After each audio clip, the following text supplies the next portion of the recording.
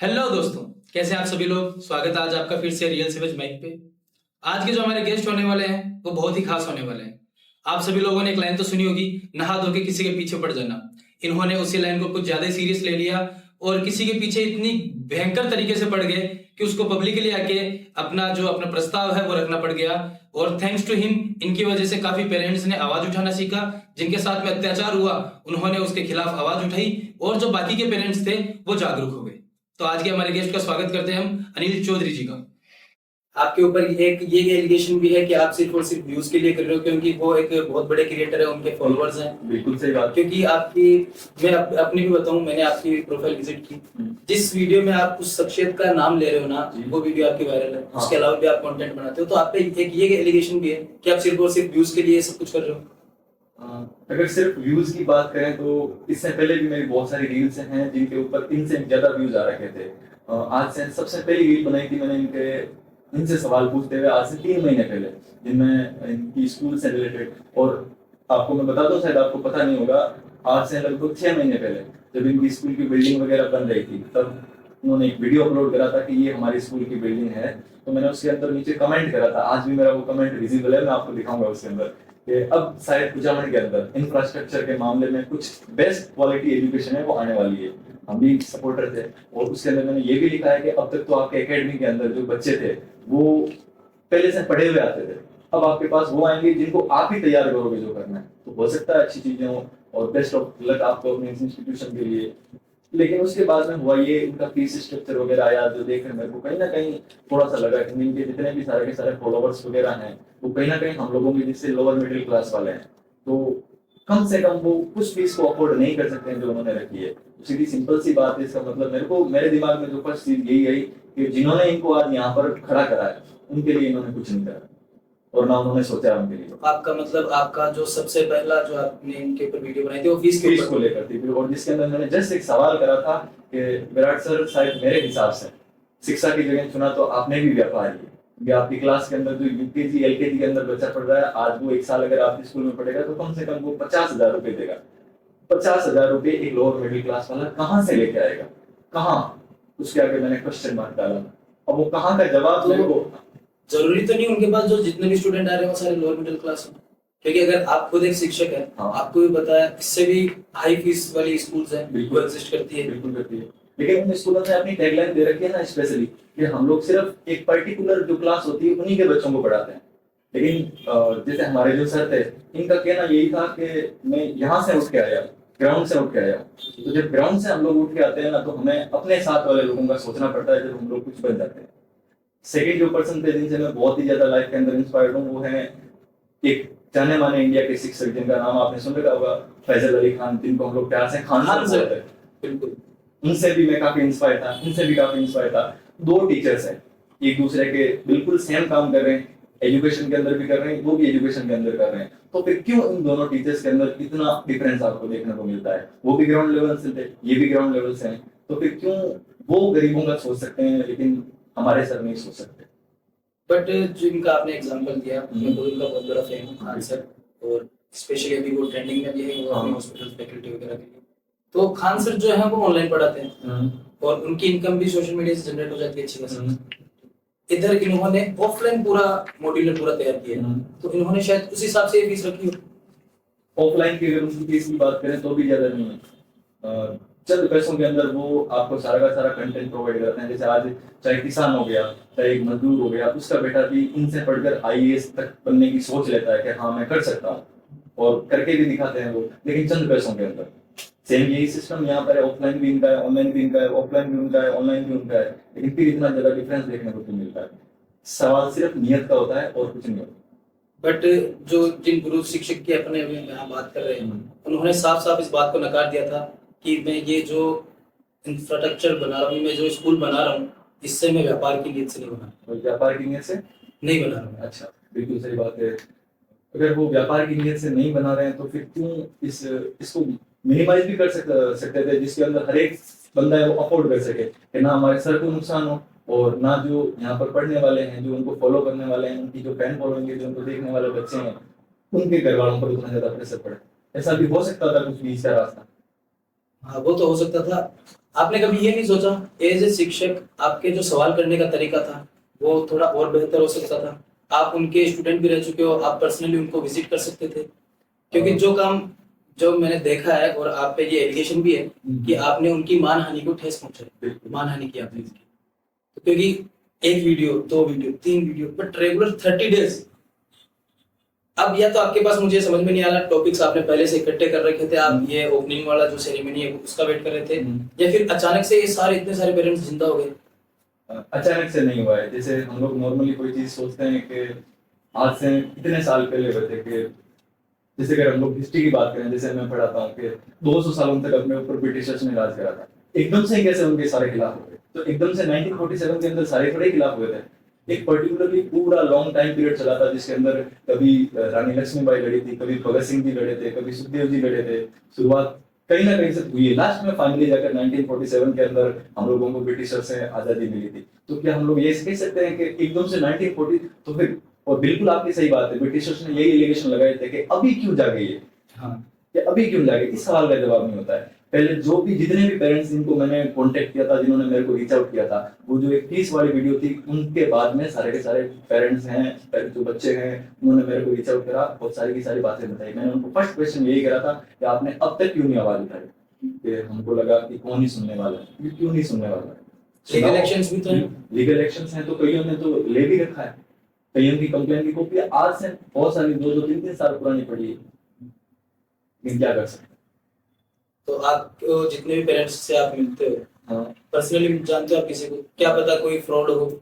नहीं, पर्सनली मैं किसी को नहीं जानता। सबसे पहले अगर कोई मेरे को इस तरीके से रीच आउट करता है तो मैं क्लियर करता हूँ कि ये सामने वाला जेन्युइन पर्सन है या नहीं है। जब मेरे को पता चलता है जेन्युइन पर्सन है, उसके बाद में मैं उनसे डिटेल मांगता हूँ कि क्या सारा का सारा मैटर है। फिर मैं पूछता हूँ कंप्लेन वगैरह क्यों नहीं करवाई, तो वो रीजन देते हैं कुछ ना कुछ कंप्लेन ना करवाने का। फिर मैं उनको यही बोलता हूँ कि अगर आपके साथ ऐसा कुछ हो रखा है, तो अब आप एक काम करो, पहले कंप्लेन करवाओ, उस कंप्लेन की कॉपी मेरे को भेजो, फिर मैं हो सकता है आपके लिए कुछ कर पाऊँ। क्योंकि सबसे पहले आवाज आप ही को उठानी पड़ेगी।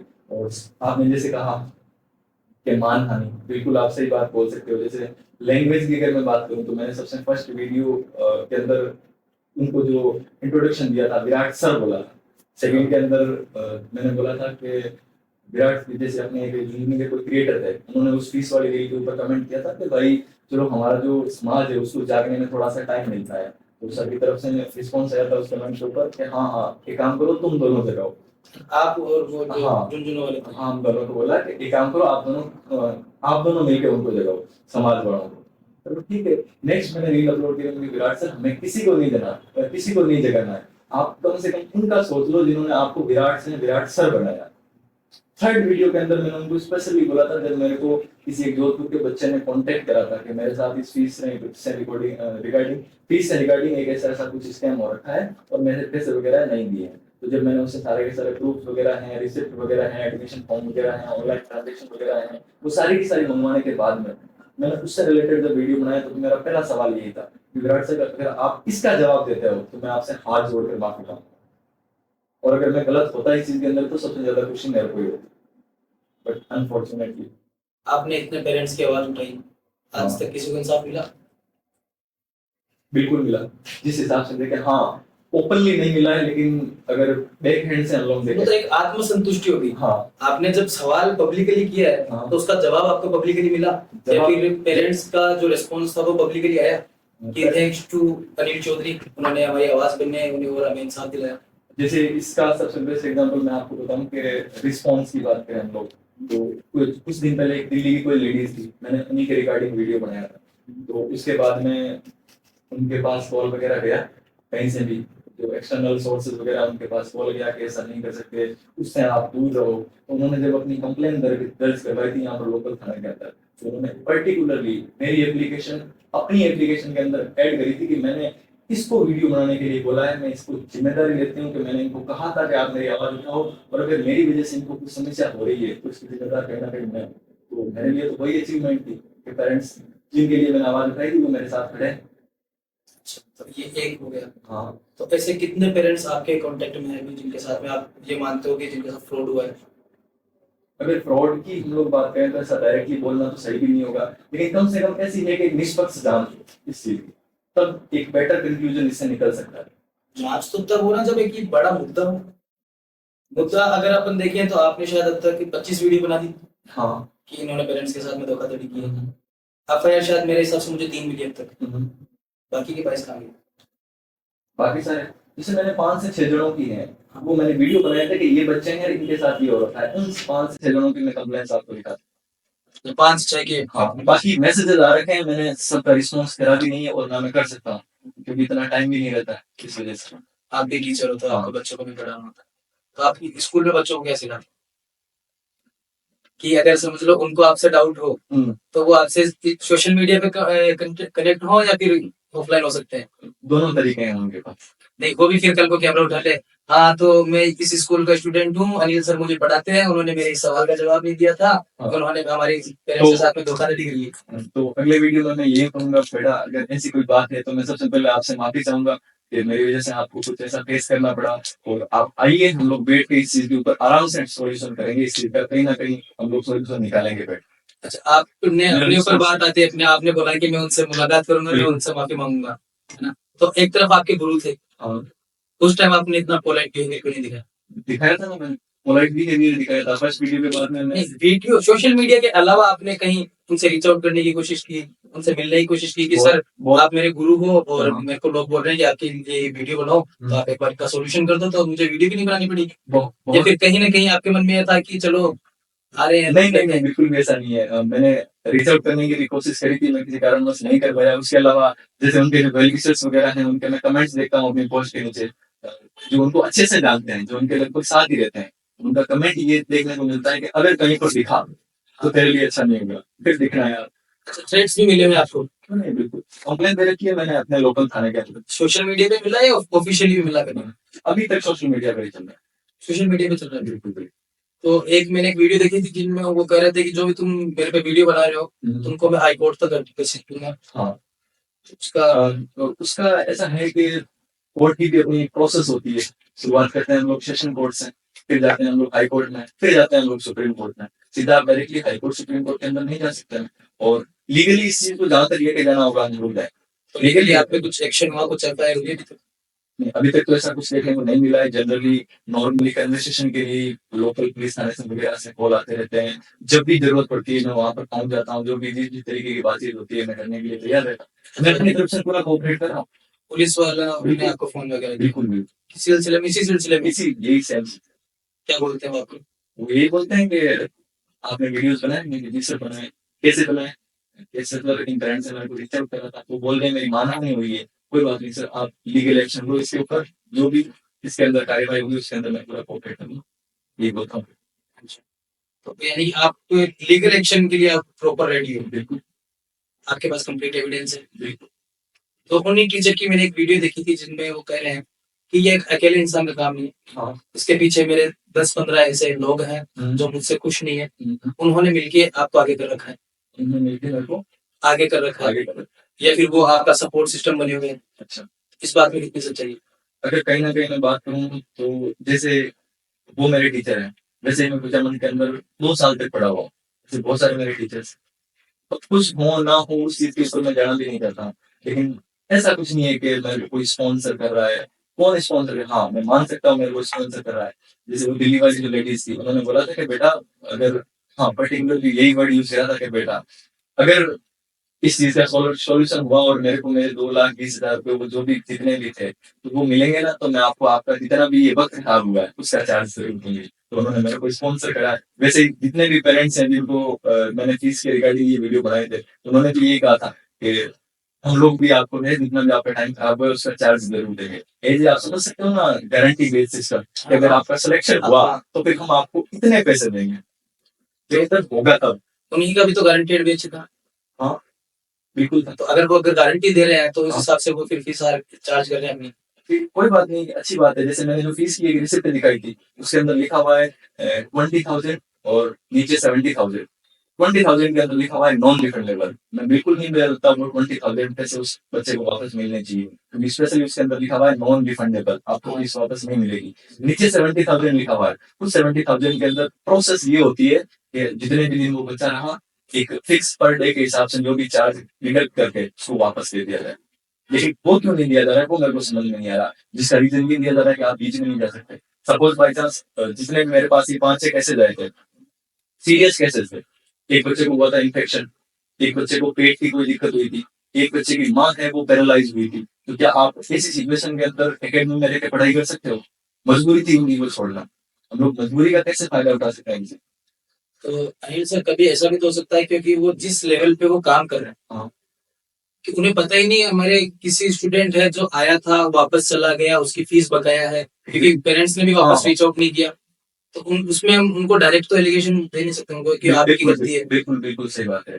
तो फिर अगर इस बात के लिए मैं आपको बोलूं कि उन पेरेंट्स के पिछले एक मामला है आपके 2023 का, 2023 से 2026 तक वो लगातार कोशिश कर रहे हैं, कांटेक्ट कर रहे हैं, रीच आउट कर रहे हैं। मैं उन सबकी आपको कॉल रिकॉर्डिंग दे दूं तो बिल्कुल मुझे प्रोवाइड करवाना आप। बिल्कुल तो ये आज हम बात ही फैक्ट्स हाँ, पे कर रहे हैं। कि ये रही 3 सालों से वो रीच आउट करने की कोशिश कर रहे हैं, क्यों इनको पता नहीं है? अगर उनको पता नहीं होता तो मेरे वीडियो अपलोड होने के बाद में उनको कैसे पता चलता है कि तरुण नाम का एक लड़का है जिसकी फीस हमारी अकेडमी से 75,000 रुपए वापस दे दिए गए हैं।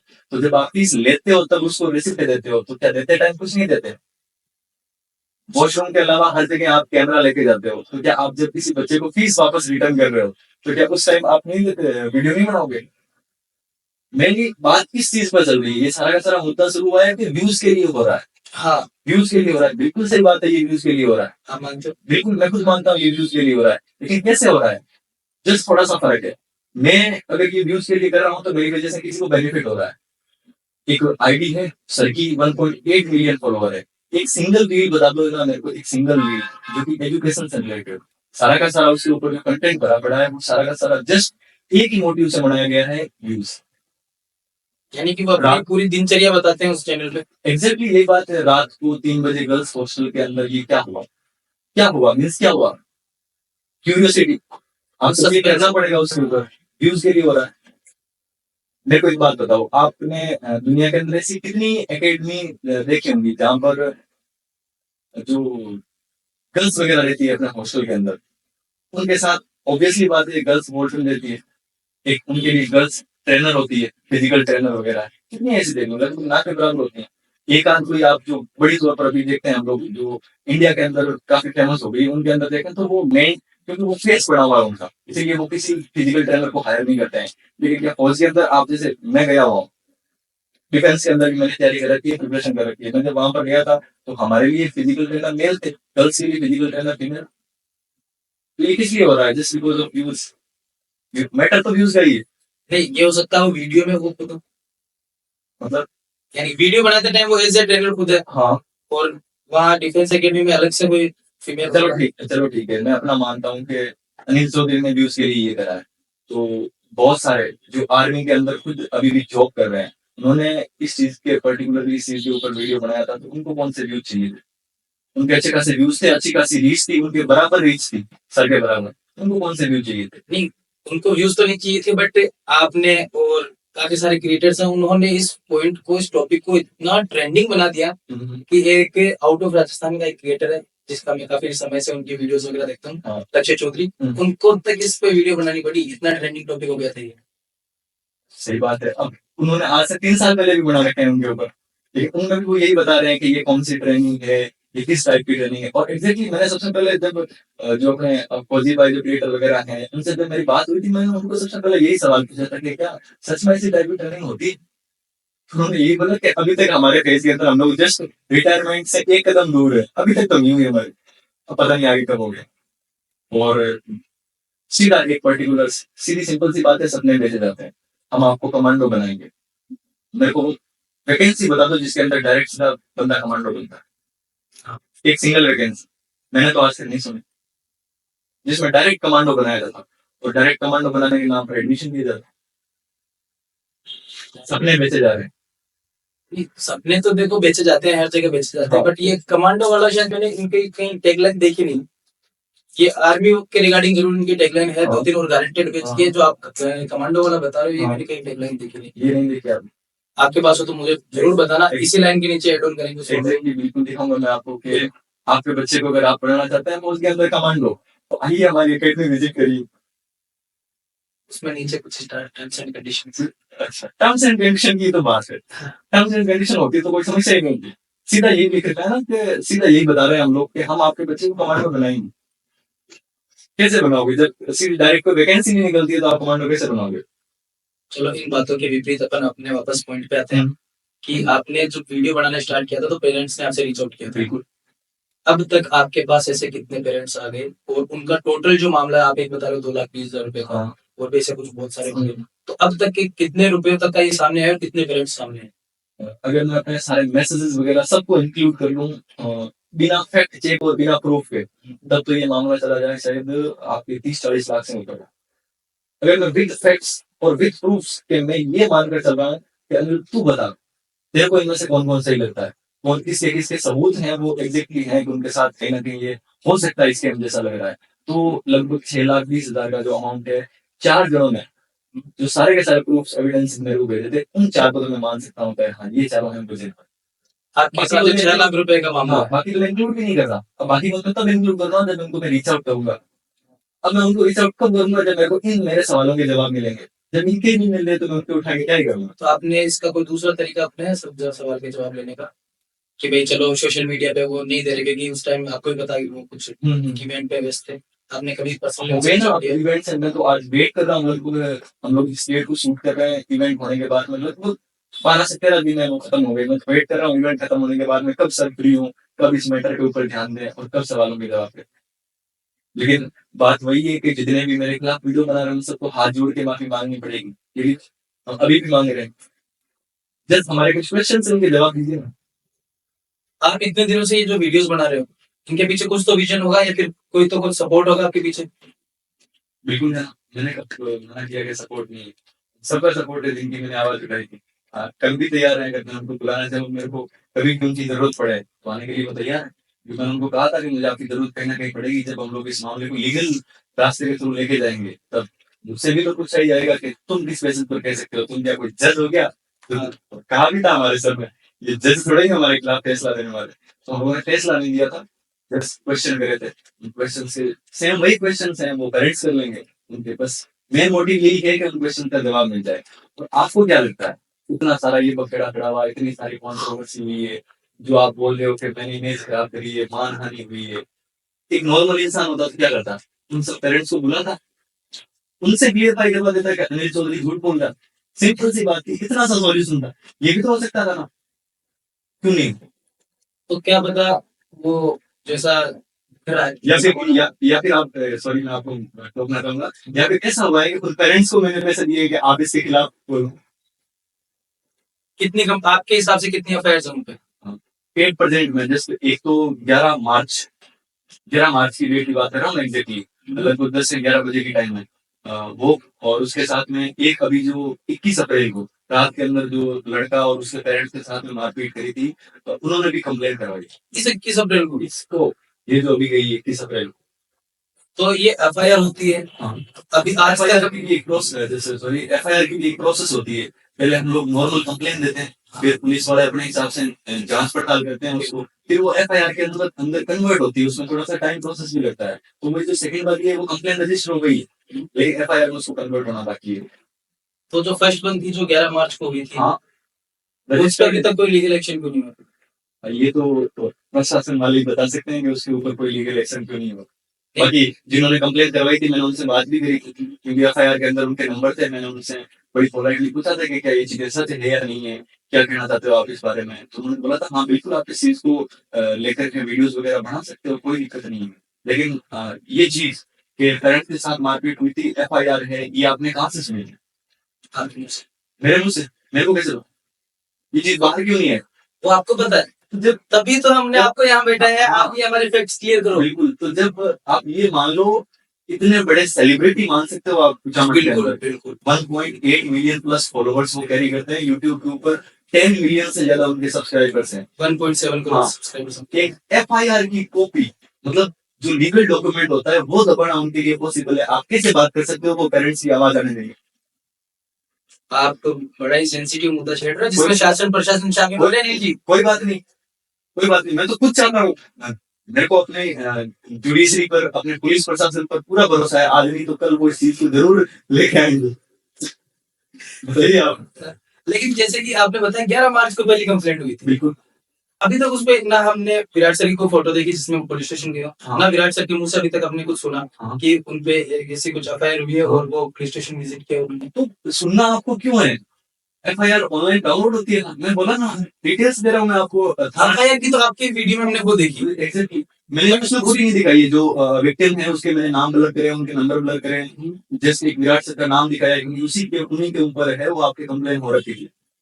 लेकिन आप देख सकते हो सारी की सारी चीजें लिखी हुई है। तो आप जब ये क्या वीडियो क्या बनाते हो, क्या मानते हो आप कि उसके अंदर मारपीट की वजह क्या रही होगी? जैसे उन्होंने बोला था कि हम लोग क्यों पेरेंट्स के साथ मारपीट करेंगे, हम कोई बावड़े थोड़ी है। और बिल्कुल सही बात है, अगर मेरे पास कोई एडमिशन करवाने के लिए आता है, मैं जिस संस्था में पढ़ाता हूँ वहां पर जो पेरेंट्स आएंगे मैं उनके साथ मारपीट थोड़ी करूंगा, नहीं कर सकता। वो ये था कि अब पता नहीं कितनी चीज सच है। मैंने उन पेरेंट्स को कॉल लगाया कि क्यों भाई ऐसा क्या करा तुम लोगों ने जो हमारे पेट तक बात पहुंच जो गई। सर ने तुमको मार दिया, हाँ। क्यों हुआ ऐसा? और नॉर्मली कोई ऐसे नॉर्मल आदमी नहीं है, एसएमएस जयपुर के अंदर ड्यूटी कर रहे हैं, वो भी डॉक्टर है, उनके साथ मारपीट हुई। हाँ डॉक्टर है वो भी। उनको मैंने पूछा कि ये क्या हुआ था, आपने ऐसा क्या करा था? तो वही था, हम लोग अपने बच्चे का नीट के लिए एडमिशन करवाने के लिए गए थे, तो एडमिशन फॉर्म अप्लाई कर रहे थे। उनका कहना ऐसा था कि जो एडमिशन फॉर्म की जो एडमिशन की स्पेलिंग होती है वो एक्स वाई जेड किसी बंदे ने गलत लिख दी और उसके अंदर सेकंड शक्ति लगभग ना के बराबर। तो हमने उसको बोल दिया कि जब तेरे को एफआईआर सॉरी एडमिशन की स्पेलिंग नहीं आती है तो तू क्या हमारे बच्चे को नीट की तैयारी करवाएगा? जिसने वो एडमिशन की लिखी क्या वो हाँ। टीचर था? एफआईआर किसके ऊपर हुई है? मारपीट किसने करी? उनके ऊपर। एग्जैक्टली। बट वो तो बच्चों को पढ़ाई नहीं रही ना, बच्चों के लिए तो वो केरला से टीचर लाए हैं। हाँ केरला से टीचर लाइन, सही हाँ। बात। 100% लिटरेसी सर। 100% लिटरेसी लगभग, हाँ हो गई ना, तो केरला की। तो फिर उसके लिए भी मैंने सेकंड वीडियो बनाया था ना फैक्ट चेक के अंदर, क्योंकि हमारा काम ही तो यही है पब्लिक को सही इन्फॉर्मेशन देना, मिसगाइड नहीं होने देना कहीं भी तरीके से। उसके अंदर पर्टिकुलरली मैंने एक वीडियो के अंदर टीचर दिखाए जो उनके पास काम कर रहे हैं, लोकल हैं, मेरे मित्र हैं और टीचर हैं, केरला से नहीं। यानी कि अगर वो कुछ भी करे, हाँ। जो आपके एक्स गुरु हैं, उनसे आपको कहीं ना कहीं नेगेटिव पार्ट मिल जाता है जिससे के ऊपर आप एक वीडियो बना सकते हैं। या तो उनकी जो वीडियो टीम है, पीआर टीम है, हाँ वो उस गलतियों को नहीं पकड़ पाती जो आप पकड़ लेते हो सकता है। या फिर ये हो सकता है कि गुरु से ज्यादा आज चेला आगे बढ़ गया। नहीं ऐसा बिल्कुल भी कुछ नहीं है। वो बोलते हैं ना, मैं किस हिसाब से आगे बढ़ा हूँ। उन्होंने कहा है कि हाथ जोड़ के माफी मांगनी पड़ेगी। हाथ जोड़ के क्या, मैं तो पैर पड़ के माफी मांगूंगा। हमें अपने गुरु से माफी मांगने में क्या दिक्कत है? मुझे तो एक क्लियरली आप अनिल जी एक चीज बता दीजिए, आप और ये जो बाकी के जो क्रिएटर्स हैं, चलो उनको तो मैं पर्सनली नहीं नहीं जानता, जानते। आप मेरे पास में बैठे हो, आपसे मैं पूछ रहा हूँ, आपको आखिर चाहिए क्या? मेरे को चाहिए उन बच्चों के पेरेंट्स के ने जो सवाल पूछा है उन सवालों के जवाब। मेरे को चाहिए इस चीज का क्लियर रीजन कि ये रियल में हुआ है या नहीं हुआ है। बिल्कुल, वो आपको अफोर्ड नहीं कर पाए, मना कर दिया। सेम वही है उनका, उन्होंने ब्रांच खोल रखी है, बच्चे आ रहे हैं, वो अफोर्ड नहीं कर पा रहे, वापस घर जो उनके सबके जो बजट रहता है उस हिसाब से स्कूल्स हैं। मैं चाहता हूँ मेरे बच्चों को अच्छे से अच्छी एजुकेशन मिले। एजुकेशन देखो हर जगह मिलती है, चाहे वो 5,000 वाली स्कूल हो चाहे वो 5 लाख वाली स्कूल, डिपेंड अपने पे करता है क्या वाइब रहती है, क्या वहाँ का माहौल रहता है। बिल्कुल सही। तो लोग कितने लोग वहाँ आ रहे हैं और इन्होंने शायद छोटे से एक बिल्डिंग से स्टार्ट किया था, आज इतनी बड़ी इन्होंने पूरा मॉड्यूल तैयार किया, तो उनके पास कहीं ना कहीं से तो बच्चे आ ही रहे हैं। तो आपको ये लगा कभी कि आपने ये जो वीडियो बनाई है उनसे उनके जो एडमिशन है या फिर उनकी पर्सनल लाइफ उस पर इम्पैक्ट पड़ा? इम्पैक्ट तो पड़ा ही, और जिसके लिए मैं बिल्कुल शर्मिंदा हूँ इस चीज के लिए, क्योंकि मेरा कोई ऐसा इंटेंशन पर्सनली ये नहीं था कि मैं इनको डिफेम करूं। आप शर्मिंदा हो इस चीज हाँ, के लिए? लेकिन एक बात करें ना, मेरा भी पॉइंट ऑफ व्यू देखना चाहिए। तो कहीं आपने इस बात को ईगो पे तो नहीं ले लिया किसको? कि आपने कोई वीडियो बनाई, हाँ। फिर उन्होंने वापस रेस्पॉन्स में एक वीडियो बनाई, आप बस दोनों पर्सनली कनेक्ट नहीं हुए, हाँ वीडियो कर रहे हो, यही हो रहा था, है ना? तो कहीं आप दोनों ने तो बात ईगो पे नहीं कर ली? शायद यही होगा मेरे हिसाब से। क्योंकि मेरे को खुद ऐसा लगता है, मैं अपने वीडियोस को जैसे वापस देखता हूँ अपनी आईडी को कभी कभार, तो उसके अंदर मैंने पहले वाले 3 वीडियो किस लैंग्वेज से बनवाए एज ए प्रॉपर टीचर जो होता है वीडियो बनाता है उस हिसाब से, और उसके बाद में मेरी पूरी लैंग्वेज चेंज हो गई थी क्योंकि उसके बाद में हुए थे पर्सनल अटैक्स। हाँ, तो अभी भी आप पर्सनल अटैक्स ही करते हो। मैं अभी आपकी 2 दिन पुरानी अगर वीडियो, हाँ, अभी के लोगों के पीछे की एक वीडियो निकाल के मैं आपको दे दूं, हाँ पर्सनल अटैक किया हुआ आपने। बिल्कुल सही बात है। तो उसके बाद में तो ये शुरू हुआ था, पहले मैंने कोई पर्सनल अटैक, पहले मैंने जस्ट क्वेश्चन करे थे, और उसमें भी तो मैंने क्वेश्चन ही करा था। यहाँ पर जो आपने वीडियो शूट करी थी ऐसा ऐसा कुछ हो रखा है, क्लियरिफाई कौन करेगा? आप अपने आप को उनकी जगह शायद वो जरूरी नहीं समझते हो। मतलब किनको जरूरी नहीं समझते? पिछले आपको जवाब देना। ठीक है, ओके, कोई बात नहीं, मेरे को मत दो, मैं मानता भी नहीं हूँ जवाब। पिछले लगभग 30 डेज के अंदर अप्रोक्सीमेट 50 मिलियन, अगर हम लोग बात करें 5 करोड़, 5 करोड़ मेरे अकाउंट की रीच है, और 90% उन्हीं की वजह से आई है, उन्हीं की वीडियो से आई है, उन्हीं के वो फॉलोवर्स है। मैं अपने नहीं मान रहा हूँ कि वो मेरे को देखते हैं, नहीं, मैं कौन हूँ, उनको जानते हैं, उनकी वजह से व्यूज आ रहे हैं, तो उनको क्लियरिफाई करो, मेरे को क्यों करना है? एक बार शायद उन्होंने किया था, वो हरियाणा वाला बच्चा था, उसी को किया था, और एक जो वो लड़की के बारे में वायरल हुई थी, चप्पल से मारा, उनको उन्होंने क्लियरिफाई किया था। उनको क्लियरिफाई करो, क्या क्लियरिफिकेशन हुआ? जो जिसको मैंने मारा था वो लड़की नहीं लड़का था, मतलब आप लड़के को मार सकते हो? This is clarification. नहीं, यानी कि उन्होंने उस चीज क्लियरिफिकेशन में बताता हूँ चीज का क्या होता है। बिल्कुल बच्चों के साथ में ऐसा नहीं होना चाहिए। हाँ, वो मेरे साथ अच्छे से है, मैं उनका टीचर नहीं हूँ, मैं एज एक भाई हूँ, तो मैं इनको मार भी सकता हूँ, वो इस चीज से बुरा नहीं मानते। ये रहा वो लड़का, पूछ लो इससे, वो होता है क्लियरिफिकेशन। आदमी को अगर हम लोग एजुकेशन से जुड़े हुए हैं तो शिक्षा हमें विनम्रता ही सिखाती है। हाँ तो दोस्तों, इसी के साथ हमारे इंटरव्यू की हम समाप्ति चाहते हैं। उम्मीद करता हूँ आपको हमारा ये जो इंटरव्यू हुआ था ये बहुत ही पसंद आया होगा, और साथ ही साथ जो हमने फैक्ट्स पे बात की उनको आपने समझा होगा, उनकी गहराइयों में जाइए। किसी भी बात को लेके इतना जल्दी निर्णय नहीं लेना चाहिए, फैक्ट्स को जाने, फिर उसके बाद में अपना डिसीजन लीजिए। और ऐसे ही रोमांचक इंटरव्यूज देखने के लिए हमारे चैनल रियल सैवेज माइक को सब्सक्राइब करें, लाइक करें, कमेंट करें। और हाँ, आपको ये पॉडकास्ट इंटरव्यू कैसा लगा ये भी हमें कमेंट्स के द्वारा बताइए, और आगे का जो इंटरव्यू है वो हम किस मुद्दे पे लाएं उसके बारे में भी कमेंट्स डाउन करके हमें जरूर बताइएगा। धन्यवाद।